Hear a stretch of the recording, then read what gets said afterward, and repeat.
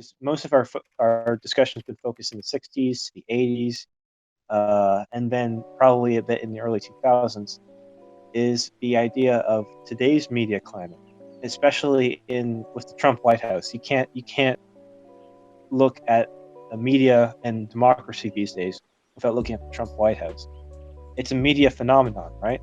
The fact that he's there, the fact that he's discredited, centralistic or leftist media by calling it an enemy of the people. All of these things speak to the influence that, or not influence, but the relationship that media has with democracy, and figuring out how to navigate this presidency and where to pick up the pieces afterwards, because he's done a lot of damage, right? Will be important in figuring out what that relationship is like in the future. So with that, what do you think about the current media climate, right? And especially the idea of discrediting the media because of, like you were mentioning earlier, that the whole idea of bias, right? Or the illusion of bias, not the illusion of bias, the illusion of rationality, right? And the fact that Trump is using that as a political tool to attack and discredit the media. So if you remember, my question still stands, because that was a pretty long-winded question. So there's a lot to unpack about the modern media ecosystem. Yeah. Of course, the biggest thing, I think, is that there's a lot of different players in the space trying to find a way forward. So we're not completely on the back burner. There have been huge layoffs in the press following a long trend of layoffs. So in terms of employment and journalism, things are not looking good there. But I'd say the biggest thing that we need to deal with in terms of moving forward is social media. Social media and its existence needs to be questioned fundamentally. And there's a few problems that go along with that. First of all, the problem is that social media seems to almost be inherently undemocratic. Yeah. And that's a bold assertion, but some of the stuff that has come out with regards to social media has been quite astounding by being so easily manipulable, by the capacity to create bots, by the capacity to curate and to spread information at rapid speed without correction, with no oversight, with dark groups that can spread conspiracy theories that can't be detected by the general public. There's so much with regards to social media, even going outside of the whole privacy and selling of data and cooperation with authoritarian states. The idea that you could have this instantaneous amplification to any single individual's utterances. Going back to what you said, everybody has access to the news, but now the problem is that everybody can be as influential as the news. Of course, that's hyperbolic. Not everybody's going to get the traction that the Globe and Mail does. But the nature of virality is that any statement, hypothetically, could by sheer accident, could by malicious intent, by exploitation, by the use of other technology.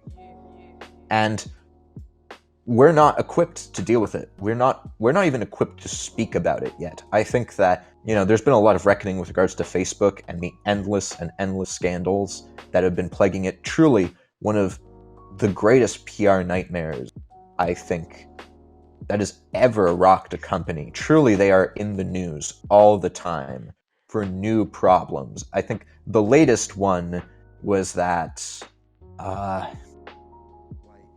or no, this might not have been with Facebook, but no, I think there was something with Facebook about the targeting of advertising to children. That was deeply, disturbing, about, exploiting children's data to advertisers. I think you might be thinking about YouTube, or maybe... No, I think there was a Facebook one too. Look, it infects all of them. There's been so much controversy with regards to social media and the social media conglomerates. And the problem, though, is that we don't have a discourse of saying that a technology has taken us down the wrong road and we must go back. There's not only the kind of, techno-futurism that, technology will be the way to the future. There's almost a techno-fatalism. This idea that we can't roll back the clock. Once you adopt a technology, it's just all over and you just gotta suck it up. And it's like, it's factually false. There are technologies that were adopted that did not take off. The supersonic jet, like the Concorde, did not went the way of the dinosaur. We still have the normal, standard, Boeing and, Airbus jets, similar to the ones in the 80s. We did not decide supersonic. The 3D TV, this is a dead technology. I think the difference there is that there are practical reasons as to why those things failed. Like the Concorde jet, for example. I'm not so sure about the 3D TV. The Concorde jet, for example, right? It failed because, first of all, it was ecologically unsustainable. It was not cost efficient at all, and in the end, it was only servicing a very limited number of people, right? Whereas Airbuses are much more lucrative, right? But social media, I mean, I may seem like a technological determinist by saying this, but social media has created such a nexus or worldwide web of not even like basically of control. It has shaped very realities of an entire generation or two of people, right? Mm-hmm. So to say that social media can be just dialed back is, well, I mean, I wouldn't say stupid, but it does seem naive. Is there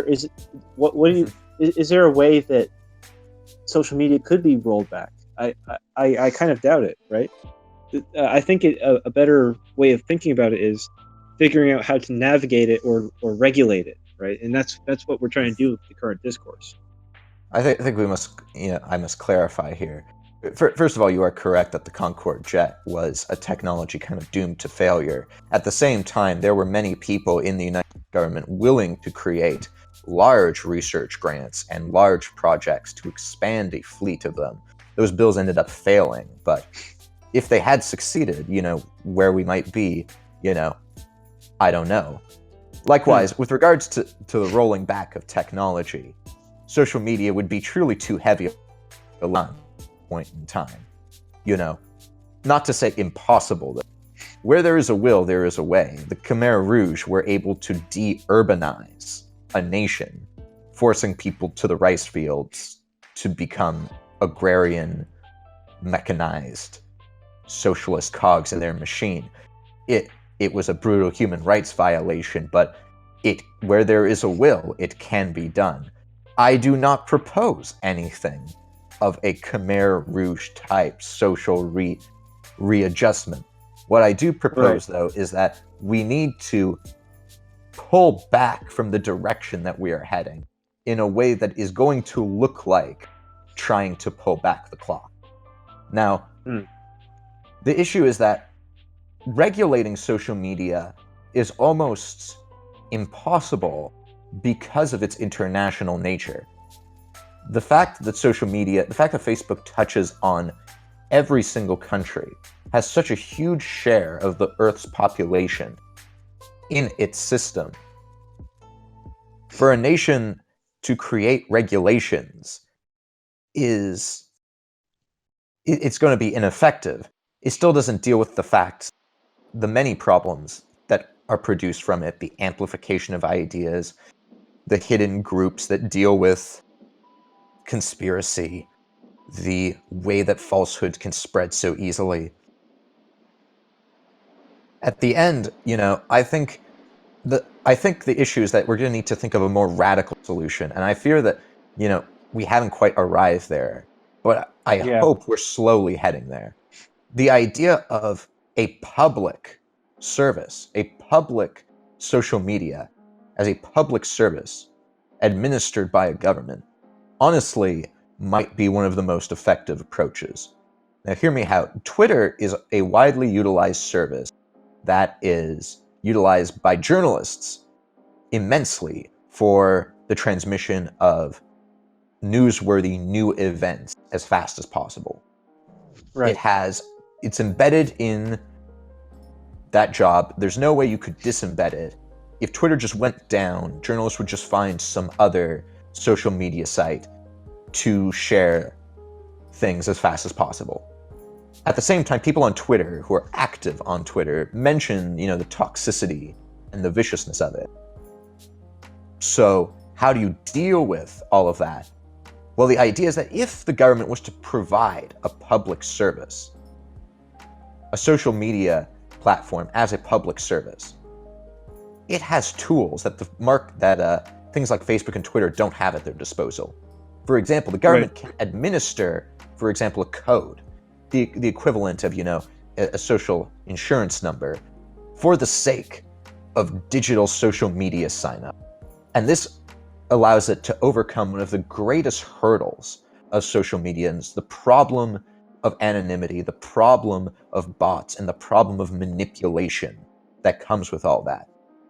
That problem in and of itself is immense. It would allow for moderation to be done in such a way where repeat offenders could truly be removed from the platform and have no means of rejoining. You could also establish, as a matter of democratic rule, what the rules of engaging on the public social media platform are. And then, if somebody is, of course, removed from it, there is recourse for them to essentially, petition that they were wrongly removed. And then that can go through, our legal system. We'll probably have to establish, some separate channel. I don't want, murder cases being held up because somebody got banned off of government Facebook. But the problem is that, Facebook has no business deciding what hate speech is. And Facebook asking the government to tell it what hate speech is and police it is almost outsourcing the responsibility. If people were given non-toxic Twitter, people would willingly go to non-toxic Twitter. That's the premise here. The premise is that social media is actually completely unprofitable. If you were to truly moderate social media such that it was a wholesome, non-toxic experience, you would have to pay people so much that it would no longer be profitable. Or at least this is what the social media companies like to tell us. But let's take their word here. Let's actually believe them when they say it is completely unfeasible to pay people to moderate social media. If that's the case, then social media deserves to go the way of the dinosaurs. It is an unprofitable business model, and in capitalist societies, unprofitable business models fail. So I think that what we need to understand is that markets, so to speak, might not be the issue, might not be the solution to our current media problems. In fact, it might be that we actually need the government to promote speech through getting involved in the internet media ecosystem. That's an interesting perspective. I've never heard of anything like that before, but it does offer not necessarily not necessarily a perfect solution, but it does offer a very neat solution to a problem that, well, I mean, I've been problematizing myself for quite a while. Like, the fact that companies, which are, essentially capitalist entities, have so much control over exactly what should be free speech, like things that should belong to the government or to politics, right? Is concerning. But this idea of a government-run social media would be, like a tidy solution to that.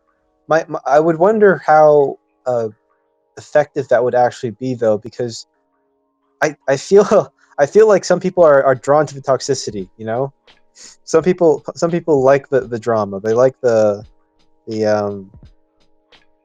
the absolute craziness of social media.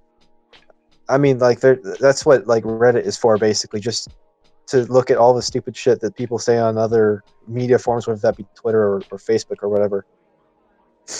I mean, I agree with you to an extent. People do love a good train wreck, and the phenomena of trolling is a very unusual practice of antisocial behavior that is widespread on the internet.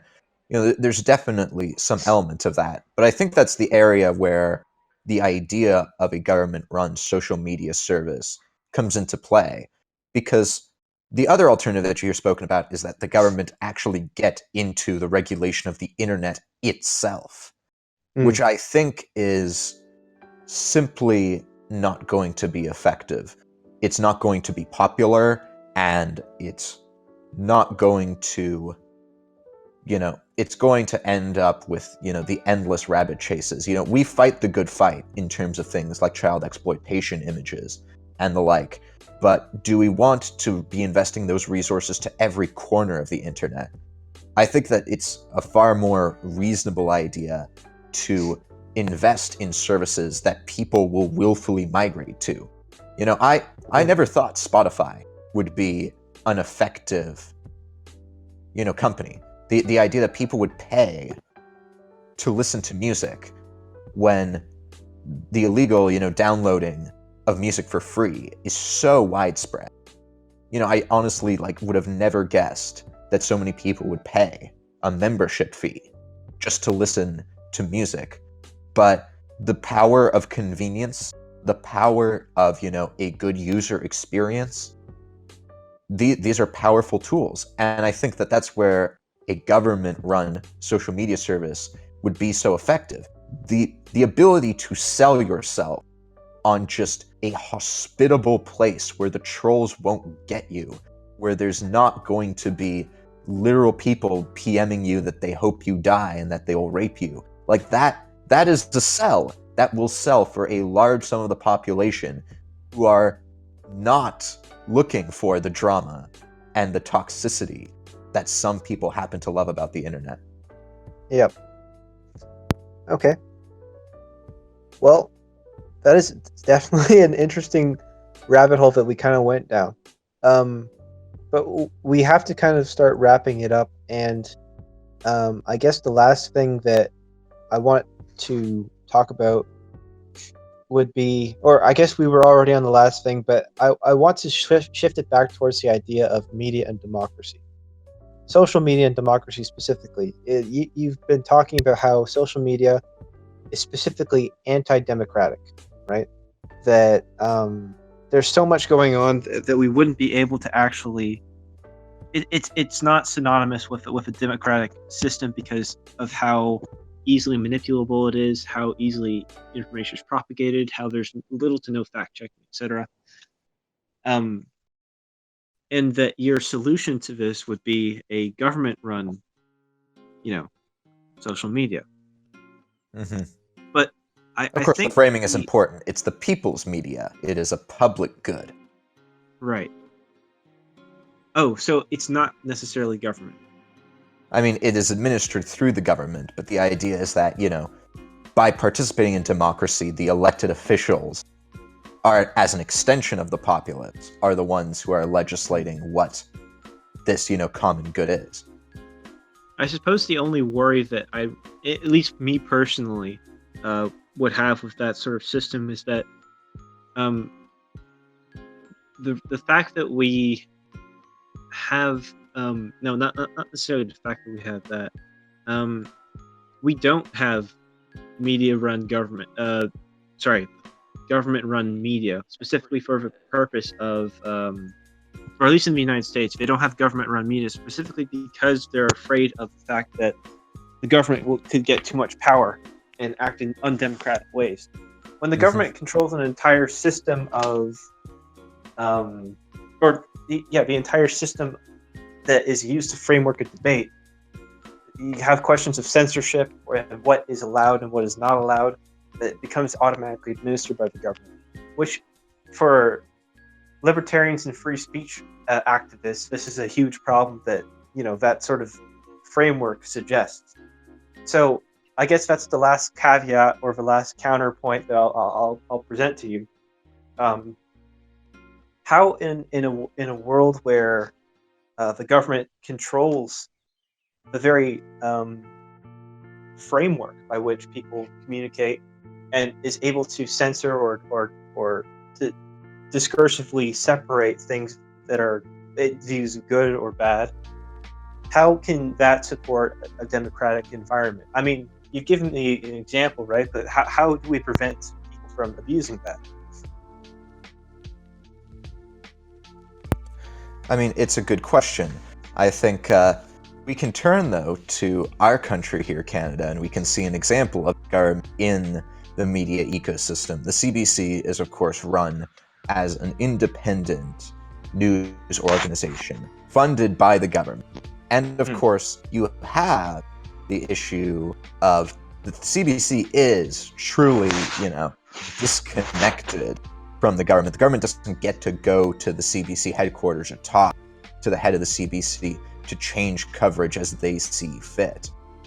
But nonetheless, people still suspect government interference in the CBC.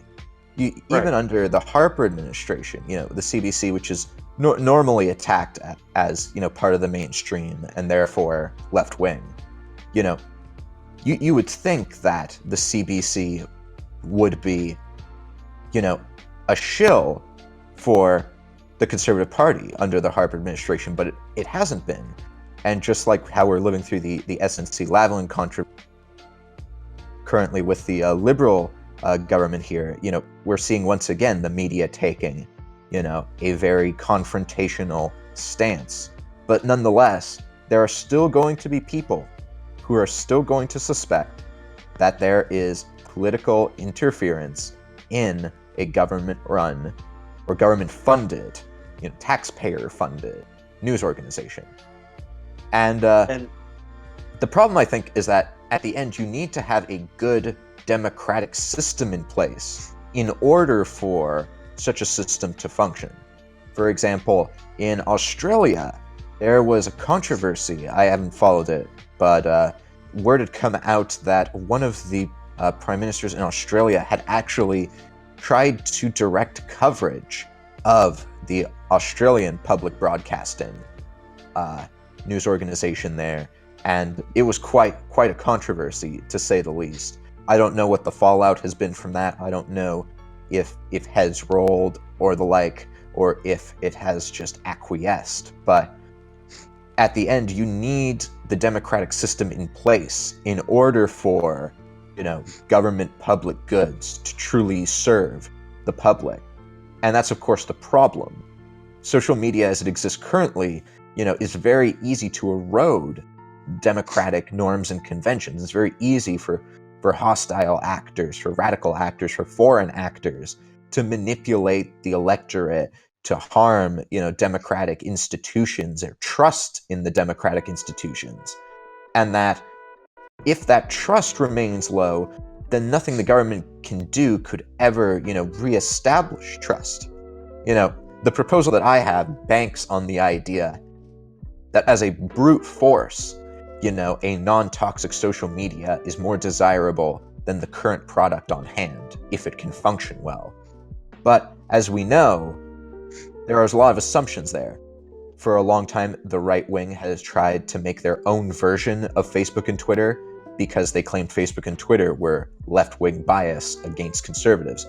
Most of those projects have failed because it turns out it's actually very difficult to make a product as good as Twitter and Facebook in terms of functioning.